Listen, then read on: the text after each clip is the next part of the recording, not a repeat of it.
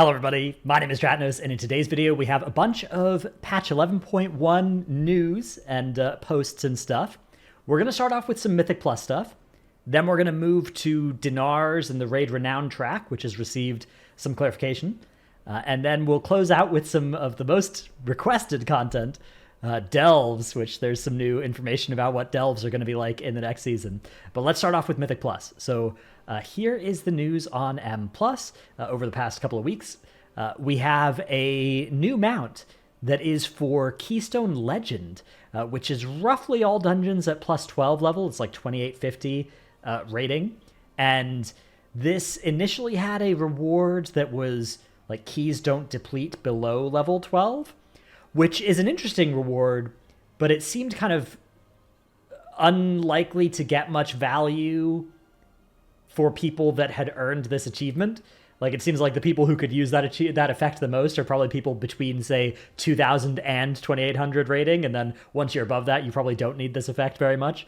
So it looks like they've either replaced it or augmented it with this mount, which is pretty sick. I think the idea of now, cool Keystone Master mount and a cool Keystone Legend mount is very exciting to me. I've always been in favor of adding more cool cosmetic rewards at all points on the Mythic Plus score ladder. So I think that is a very cool thing that is coming in the new patch. We've also had 2 weeks worth of blue posts talking about the testing and talking about the changes they've made. So this is last week's, which was going to be testing on Priory, Darkflame Cleft, Cinderbrew Meadery, and the Rookery. And I just want to read these paragraphs out here. We've recently been focused on making adjustments to two parts of the Mythic Plus experience in Season 2 of The War Within. First, we'd like to slow the pace of combat to allow for more coordination when groups are faced with dangerous casters. We've generally increased the cast times of more dangerous spells and removed, simplified, or slowed the cast of others. Great. I think this change is just great. These sorts of casts, when they're instant or when they're really fast or when they rapid fire them on a short cooldown, tend to be really obnoxious. And it's difficult, but it's not the kind of difficulty that I think is particularly fun to play even in a coordinated group. And it especially scales poorly into pug groups where the odds of either missing kicks or overlapping kicks gets extremely high on a long cast like this. So I think this is a really good change. Secondly, we've also been reviewing the frequency of tank buster mechanics throughout our dungeons. We'd like to generally reserve this gameplay for more dangerous creatures and dungeon bosses, so we've removed some instances of tank damage we felt were inappropriate. Fantastic. I think Season 1 of War Within for me has been very defined by the abundance of tank buster mechanics and by the lethality of those mechanics in several pulls in dungeons. There are a lot of pulls where it's just like, oh yeah, there's two swordsmen in this pull and they have tank busters and you need a big defensive up for each of them or you're going to die as a tank. And this may also be somewhat of an issue with the lower tank durability baseline that we have this season, which I am still opposed to, but I think this is a great change and moving it so that it's like, oh yeah, this boss does a nasty tank buster. This mini boss does a nasty tank buster. And then other than that, you know that generally if you move into packs and you're above 70% health, you aren't ever in imminent danger of just dying to one ability that a mob casts. That would be a great place to be. So yeah, we're not actually going to read out all these changes coming to these dungeons. Let's just move on to the next week's post, which is this week. And we're continuing to review combat pacing and tank busters in our legacy dungeons. We're looking to modernize these dungeons where appropriate. So this one is Workshop, Theater, and Motherlode. And these get a similar sort of new coat of paint that is largely focused on removing tank busters, slowing down cast. But yeah, things like Metallic Jaws, Chop, Cruel Slash, Power Through, these sorts of things you may remember as tanks absolutely did huge amounts of damage. The Sky Scorchers have been entirely removed from the VMZ at the end of Motherlode as well. No more clotheslines or knuckle dusters as well. So yeah, very much a removal of a lot of tank busters from these dungeons. And I think my favorite thing would be if tanks were more durable. But my second favorite thing is this set of tank buster changes here. So I think this is very good. All right, let's talk about Dinars and the raid Renown track. But first, a word from this week's video sponsor. This week's video is sponsored by Boot.dev. Boot.dev is a place where you can go to learn how to code. Learning how to code has a couple of advantages. It can be inherently fun for you. Even if it's not, Boot.dev has done a great job of making it fun and engaging, which for a lot of people is the struggle with learning something like how to code, especially getting over that initial hump of getting involved in it. It also is a way that you can make a lot of money. Making a lot of money is good. You can make a lot of money and work remotely. Working remotely is good, especially if you're somebody who is like me and you want to play a lot of video games. Best thing to do would maybe be get a job as a video game content creator, but that's not especially realistic. What's very realistic is getting a job as a computer programmer and then being able to work from home and have World of Warcraft open, depending on your employer, some of the time while you're working, or maybe not while you're working, but hey, you don't have to commute. So then when you're done, but yeah, it's a place where you can go, you can learn how to code.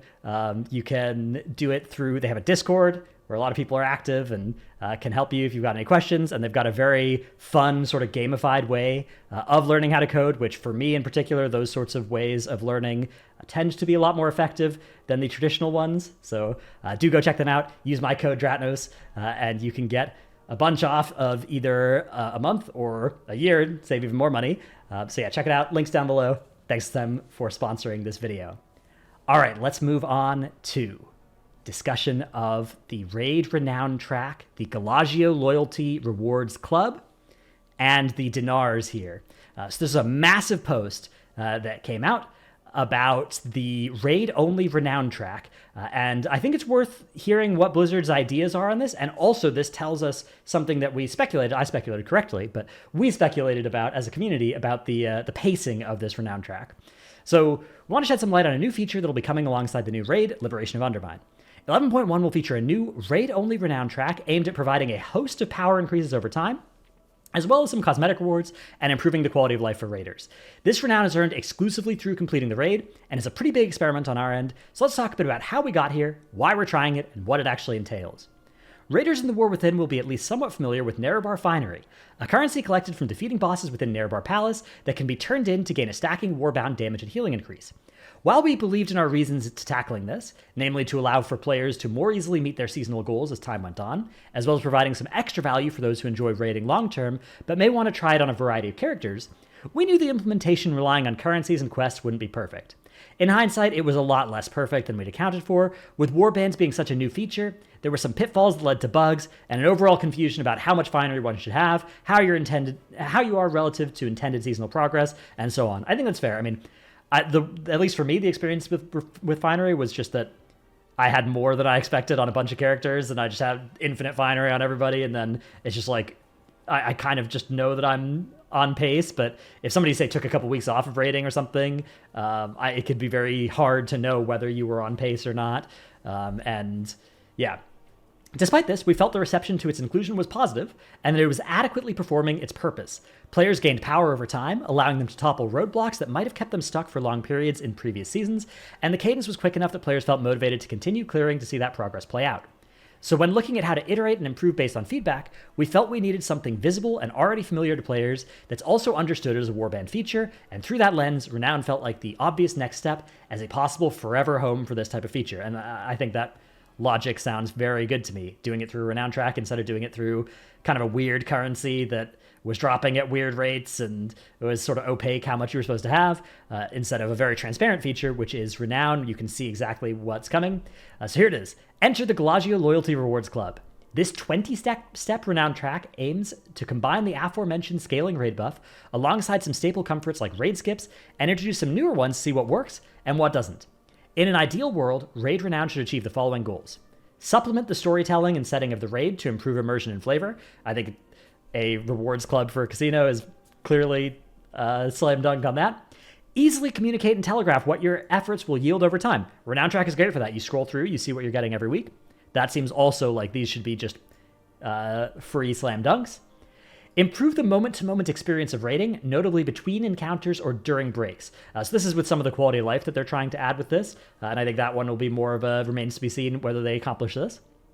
Be accessible and forgiving for players who miss weeks of raiding or start midway through a season. This is the criteria through which we'll consider 11.1's Raid Renown a success or failure, and feedback on everything from the above goals to how long the track should be, time to complete, and what's available through it will help shape what it looks like in future patches, or if it should be in future patches at all. Note that none of this really refers to the Dinars, which are rewards at the very end of this track. So the Raid Renown's goals are, it's not like they're trying to solve the big problems that some players have with that Dinars have solved in the seasons where there have been Dinars, right? Which is like, I really want access to these specific items at Mythic item level without Mythic rating, without killing the last few bosses on Mythic. Those things aren't even in their stated goal list here, which I think helps explain why they're so late in the Renown track. Obtaining Renown and Cadence. Let's talk a bit about how players will earn reputation and the proposed cadence to ensure a smooth progression over time. Like everything else covered in this post, things are subject to change, so feel free to ask questions or inquire if anything is unclear. It's fully warbound, difficulty agnostic, progress on any character, any difficulty, and be applied to different ones at a later date. Players who enter the raid will begin with Renown 1, with a globally rising cap of 1 Renown per week able to be earned from the raid. So on week 1, you can get to Renown 2 and no further, and then on week 11, you'll be able to progress towards that cap before joining everyone at the 1 per week, which the cap then would be Renown 12 on week 11, right? A total of 5,000 rep is present within the raid, twice as much as is needed to get your Renown, your 1 Renown level for the week, and is obtained from killing bosses and named lieutenant enemies within the raid. We're trying this for a few reasons. Firstly is to be less prescriptive on where and how players spend their time in the raid. Previously, players needed to fully clear Nerebar Palace before they'd obtain enough currency to turn in for the week. This isn't actually... I think if you were Mythic raiding, this wasn't true because you just got more finery. Maybe it was just on Mythic that you did, but I just have way more finery than I'd ever need. This should allow for more flexibility and less time spent prepping if your goal is to obtain a buff to be used in that same week progress, which is nice, right? If you're progressing the middle of the raid on Mythic, you shouldn't need to do like, okay, we've got to do a heroic clear to get our buff this week, right? If you just clear the first half of the raid and killing half the bosses and half the mini bosses along the way gets you a full Renown track, then you're golden. I think that's very good. So bosses 1 through 6 provide 450 rep each, Mugsy provides 600, Chrome King Gallius provides 1,000, and 7 lieutenants provide 100 each, totaling 5,000. So yeah, if you kill, what is it, 5 bosses and like 2 mini bosses or something, you'll get the full amount. So I guess if you're progressing the 5th boss on Mythic, you may actually need to go and get 1 boss on, do like last 2 heroic, first 4 Mythic will get you there. Catcher specifics are TBD, but will function very similar to how Finery did. That is to say, there will be a sliding scale where players further behind will gain more reputation on kills, ensuring they should rapidly approach parity with the global norm, likely in the span of a few weeks. Great, so if you're behind, it's not...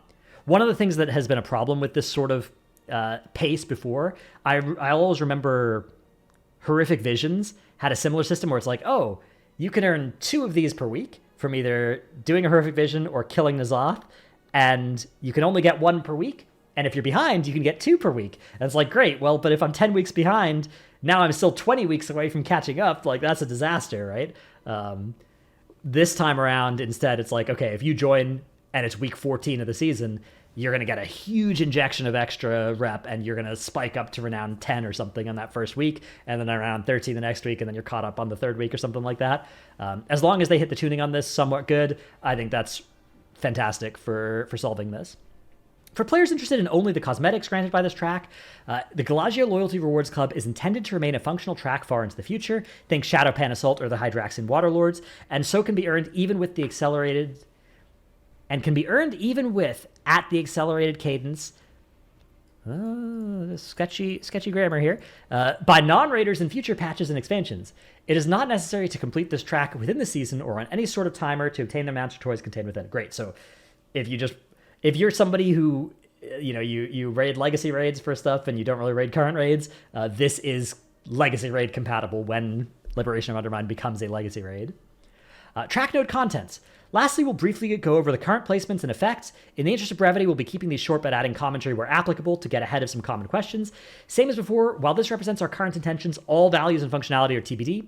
For those unaware, the raid begins at the Intercontinental Hotel, and through this Renown will serve as sort of a hub of useful NPCs and vendors. Renown 1, all profession tables, vendors, and a crafting order specialist now exist at the Intercontinental Hotel, or Incontinental Hotel for use. This is this like hub here where you can get all these different professions and stuff. Very cool. Yeah. Renown 2, consume food 100% faster in the raid, and you get access to the busted rune dispenser, an object in the hotel which has a chance to grant an augment rune. Great. Renown 3, transmog and item upgrade vendors become available inside the hotel. Great. Renown 4, this is where you get your Galagio Loyalty Rewards card, which functions as a Hearthstone for the Incontinental Hotel, and gain 3% damage and healing while inside Liberation Undermine. So week 1, you can get Renown 2. Week 2, you can get Renown 3. Week 3, you can get Renown 4, which is much faster than you got your first hit of Narrowbar Finery. The rewards card has a 30-minute CD, is only usable while inside the raid, and it's intended to return you to the hub between bosses if needed for crafting, upgrades, or anything else. Renown 4, you get access to repair stations throughout the raid that also remove Sated, much like Temporal Attendance and M+. These are not intended to replace the value of Engineering Hammers and will be placed sparsely in the outdoor areas of the raid. Renown 6, gain a 10% movement speed buff inside the raid while out of combat, and access to a self-battle res while out of combat. We're targeting a 30-minute to 1 hour range as the cooldown, aimed at being an emergency wipe recovery tool. Great. Everybody knows once or twice per raid night you have some disaster and you're all on the floor and your shaman's already onked and your soulstone was the first death and took the soulstone as their B-res, and now it's just you're sitting there and somebody's gonna have to run back for 2 minutes and nope, you can use this now. Great. 7, damage and healing buff improves to 6%. 8, the formatting just messed up here. The raid skip is unlocked. After defeating the first boss, an NPC will fly in with a rocket that you can use to skip between bosses 7 and 8. As raid skips were previously via quest and also per difficulty, placing this on the Renown track is one of the many things we're trying out. Even if you aren't Renown 8, you can use the NPC depending on bosses defeated. Similar to the flight path within Narrowbar Palace and other previous raid, the Renown is only necessary to skip ahead early while those bosses are still alive. Great. Although interesting, it'll be interesting to be able to skip, say you're like 4 bosses killed on Mythic, then you get to this Renown level and it's like, ooh, do we just want to skip these middle bosses and start frogging, the last bosses? Probably will never be the right thing to do, but it'll be interesting. I wonder if that will ever be something that somebody decides to do. Renown 9, 2 vendors outside the Cauldron of Carnage will sell you miniaturized battle pets. Cool. Renown 10, damage and healing buff goes up to 9%. Renown 11, out-of-combat movement speed improves to 20%, and you're granted 1 counterfeit dealer's chip, which can be traded at the hotel for cosmetic appearances. Like the Dragonflight Season 4 vendors, one of the available vendors will provide multiple colors of weapons from the raid for purchase. Renown 12, you'll get Hot Sauce, a fire-breathing damage proc that scales in effectiveness based on your raid consumables. Profession consumables historically have an issue where they don't often scale throughout an expansion, so this is an attempt at making the value of well-fed, flask, potion, and enchantments stronger within a raid setting. Great, and also note that this is basically another raid buff, right? Like, at Renown 12, you're going to get more damage as well, so the damage and healing buff is even bigger than it looks. This is a spike in that. Renown 13, damage and healing buff goes up to 12%. Renown 14, they fixed the busted rune dispenser. It always grants an augment rune and has a chance to grant more or explode. Renown 15, you get another cosmetic, and the 6th boss now has a small chance of dropping more cosmetic chips as personal loot on future kills. Great. Renown 16, the damage and healing buff goes up to 15%. Renown 17, so on week 16 of the raid, which is like month 3.5 of the raid, receive a Puzzling Cartel chip, which can be traded for a weapon, trinket, or otherwise special item from the raid. Similar to Dragonflight Season 4's Bullions and Shadowlands Season 4's Dinar, these are intended to have their own upgrade track, which will mean they'll scale to the maximum rank of 14 given enough crests and Valor Stones, even if you've never done Mythic, right? If you just raid normal, you will get the ability to have a full Mythic level of your BIS weapon, trinket, or very rare item. These could change before launch, but the intent is for these to be fully upgradable and usable by anyone, not locked or conditioned to certain difficulties. Renown 18, out-of-combat movement speed increases 30%. The Auctioneer becomes accessible. Renown 19, you get another Dinar, and the damage and healing buff goes up to 18%. And at Renown 20, you just get the title High Roller, a teleport to the raid, and at last, access to the Furious Florendo mount, the robot Mechasaur found within the Cauldron of Carnage fight. Great. Very cool final Renown track. Interesting that they're putting the teleport here, potentially signaling that there won't be a Fated season this time around, as the raid teleports were previously a reward from a Fated season. Or maybe they'll just change the reward associated with the Fated season. But yeah, that is a little hint here at the end of this Renown track. But yeah, okay, so the Dinars come at month 3.5 and month 4, basically, of the raid being out. which is interesting. It means that for players for whom a patch's horizon is shorter than that, right? If you only play a patch for 3 months and then you take the next 3 months off, these may as well not exist for you, right? If you're somebody who's like, yeah, my big problem that Dinars fixed was I wanted on the second month of the patch, even though I only cleared half of the raid on Mythic, and I don't do like hardcore high-end Mythic progression, right? I just do 4 of 8 runs with my M+ friends, and I'm falling behind these Mythic raiders who have a Mythic Spy Masters or a Mythic Mad Queen's Mandate, those sorts of things, right? And I feel bad about it. This does not fix that problem. It will eventually, right? At month 3.5, at month 4, it'll fix various other problems as well. If you're somebody who does the whole raid on Mythic and you just get unlucky and you never see, say, an Ansarek ring that you really wanted, some very rare off of the last few bosses, now this solves that, right? If you are somebody who has a lot of alt characters and does a lot of splits and you want to be ready to go into the next raid with the very rare that's still going to be usable in the first week of the next raid, which they've been clamping down on how much that has been the case ever since. I remember Sarkareth tier, I was wearing a Aeronog ring for all of progression that tier. And it was a heroic Aeronog ring, which I felt pretty bad about. I wish I'd done more Mythic Aeronog on that character. Well, this fixes that issue for anybody who's in that boat, which is a very small boat. A larger boat that this is pretty big for is if you're somebody who plays the entire patch and doesn't play on Mythic at all. Now you're going to be getting, two full Mythic items of your best weapon, trinket, and very rares from the raid, which is extremely powerful. But you need to be the kind of player for whom the patch is not over in the first few months, right? You need to be somebody who's excited to play World of Warcraft in the 4th month of a patch, which is an endangered species, I think, inside the game.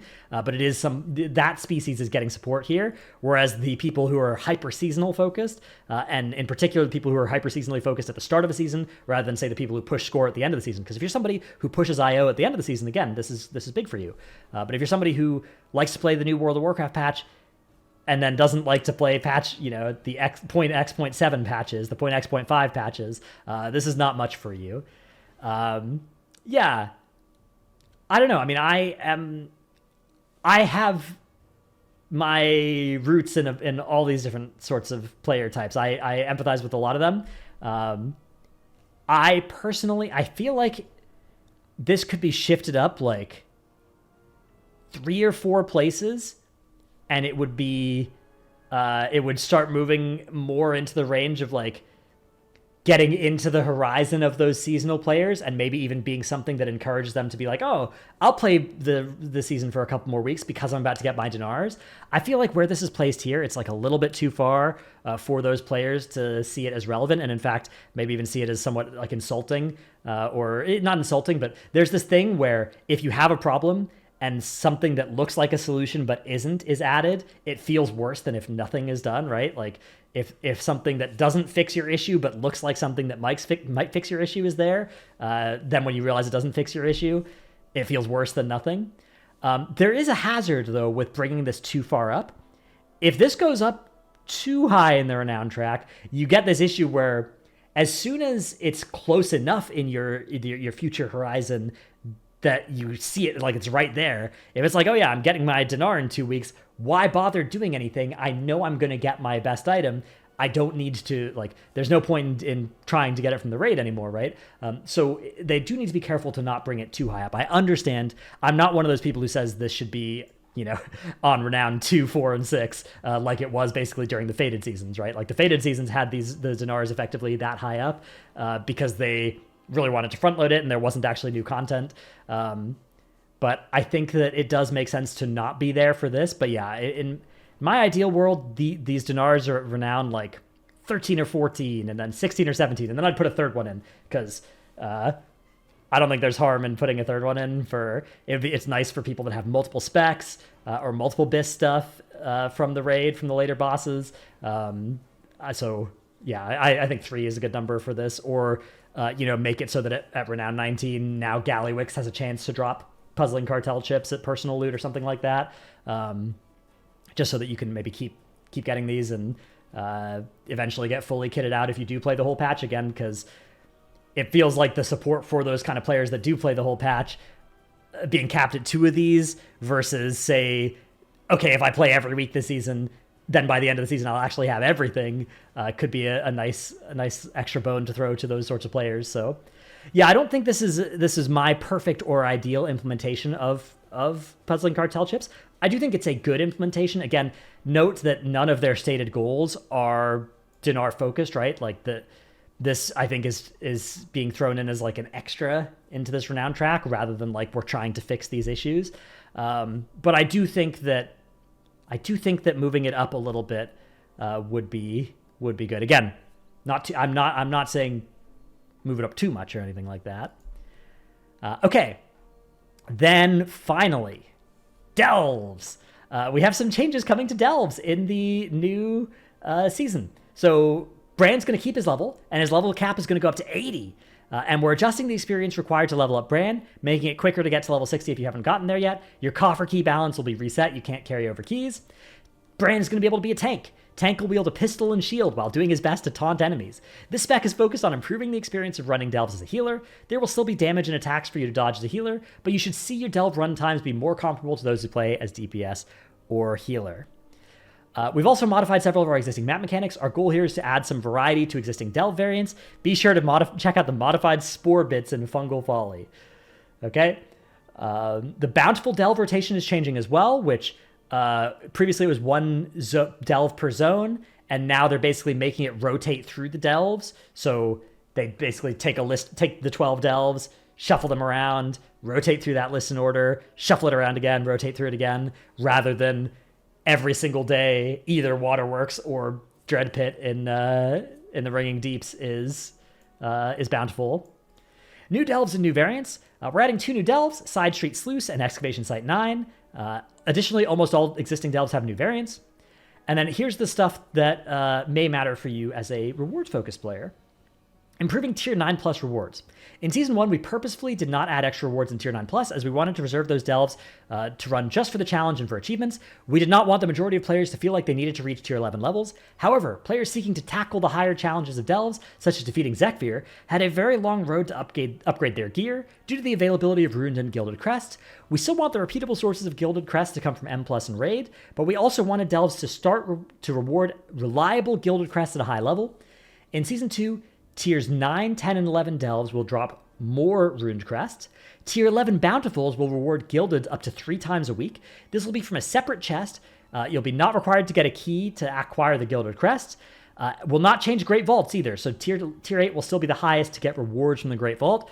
So if you're somebody who does M Plus or Raid, this is not something that needs to matter to you too much because you can farm Gildeds from those sources. If you're somebody, however, who doesn't do high keys, who just does normal Raid, and you can do higher delves, this is actually going to be a great source for you of Ruined and Gilded Crests, but not of any better gear than the hero track that you can currently get from the Great Vault and from the maps in delves. There was also a post, I think, that confirmed you can exhaust all your deaths and still get these Gildeds too, so that is pretty nice. The delve map system. In Season 1, you have a chance to find delve maps at the end of a run. These maps give you a large boost in rewards when used on another delve, including acquiring Gilded Crests. However, some people never found a map during their runs due to bad luck. Other players received multiple maps a week, followed by nothing for months.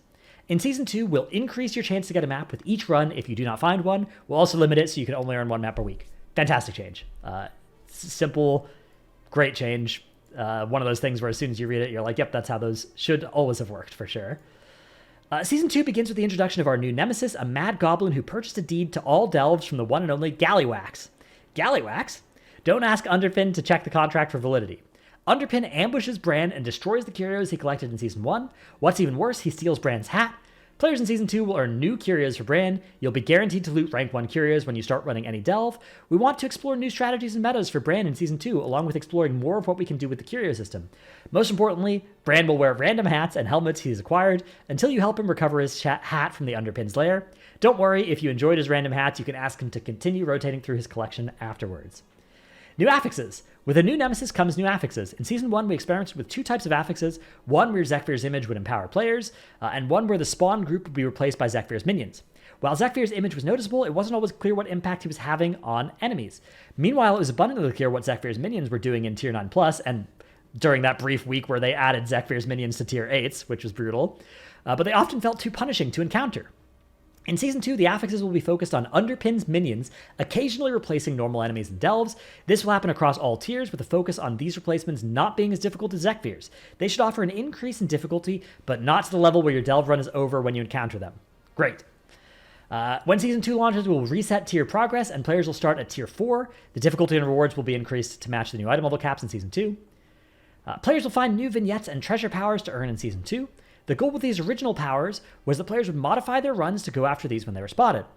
We also wanted to make sure they weren't so powerful that a failed delve run would be blamed on not getting the exact power you wanted. A successful delve run should still be based on player gear, skill, and your curio loadout. However, Season 1's vignette and treasure powers weren't rewarding enough to risk lives at higher tiers. We're going to push the powers in Season 2 a bit more. That makes sense, like the double jump and heal for 20 health or whatever thing was definitely pretty weak. Powers found in treasures will be shards of curios that were destroyed by the Underpin. Players will find shards of the Amorphous Relic, Arrowhead Idol, and the now not-so-unbreakable Iron Idol. Powers acquired from defeating powerful vignettes will focus on modifying Brand for your run. Shield Alert. When you fall below 50% health, Brand will shield you, reducing your damage by a massive amount for a short period of time. Silencing Potion. Brand will throw out a healing potion that will also trigger an AoE silence on nearby enemies. This means non-healer Brand specs can now have some access to heals, and healer Brand will throw out even more healing. Heroism Canister. Brand can activate a smaller version of Bloodlust at the start of combat with a cooldown. Only the team leader will be able to modify Brand with these powers. Other players will receive a buff for themselves.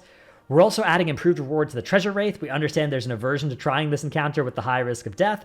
There will be a special Wraith-only power that will drop to increase players' maximum health, in addition to another existing power. Our goal with these changes is to push the amount of power received from vignettes and treasure powers to help create more of a decision moment of whether or not you'll take the risk to get these abilities. Thanks for reading and for testing delves with us on PTR. Please note most numbers mentioned here are subject to change. We'd love to hear your thoughts on what we're working on. Did they even mention any numbers? I guess Season 2 tiers. They didn't really mention a lot of numbers, though. I guess the 50% health thing. Okay, fair enough. So yeah, that's the changes coming to delves. It seems like actually a very good set of changes to delves, both in terms of the flavor, the gameplay, and the reward system. My biggest issue is that I found tier 9, 10, and 11 delves to be frustrating slogs rather than fun experiences when I did them this season. And I also found them to be heavily spec dependent, way easier on something like a Blood Death Knight than a DPS spec, for instance. So hopefully that's something that they're looking at as well, tuning and designing those higher tier delves to be fun, now that they are also something that will be incentivized with rewards for some players. Because yeah, I think that this season it was good that there wasn't a reason to do higher delves, except for, you know, doing all of them once for the achievement or whatever, because they weren't fun. The reward structure seems good, but it's important that the gameplay experience is also improved along with the reward structure, and I don't see a lot about that. I guess Zekvir's minions were definitely part of the problem, so that's maybe one step of that. But I do think that's another thing they should look at is, in my opinion, tier 9, 10, and 11 delves should increase difficulty, not through making the mobs auto-attack like a truck, but instead through adding more swirlies to dodge or stuff like that. Maybe add some soaks or something like that to do some make it a little bit more mechanically interesting rather than just making them stat check you harder, because that it makes the runs last longer, it makes them less fun, it makes you wait for cooldowns before pulling stuff. I don't want to see them add a timer or anything like that to delves. I don't think that is at all what delves are supposed to be, but I do think that the challenge mode delves being more about mechanics and less about mobs that white swing for 2 mil would be good. That's my take on delves. Those are my takes on all of the news and stuff. Hope you've enjoyed this video. Thanks so much for watching. See you in the next one. Bye.